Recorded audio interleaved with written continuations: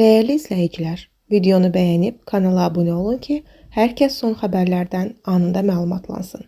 Xəbər verdiyimiz kimi, dünən Sumqayıt şəhəri Corat qəsəbəsi arasında ən yaxın xilasetmə məntəqəsindən 1,5 km aralı dənizdə nəzarətsiz ərazidə bir nəfərin batması barədə məlumat daxil olub. Xəbər verilir ki, ötən gün dənizdə batan 2000-ci il təvəllüdlü Hüseynli Ümid Taməddinoğlu Qubadlı rayon prokurorluğunda müstəntiq işləyirmiş. Allah rəhmət eləsin, yaxınlarının əzizlərinə səbir dilərik. Şəkidə piyadanın ölümü ilə nəticələnən yol nəqliyyat hadisəsi baş verib. Xəbər verilir ki, hadisə iyulun 25-də saat 22:00 radələrində rayonun baş Göynük kəndi arasında baş verib.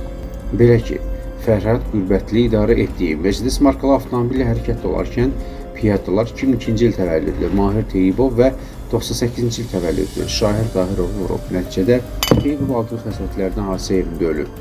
Digər piyada isə xəstəxanaya yerləşdirilib. Faktla bağlı cinayət işi başlanılıb, araşdırmalar aparılır.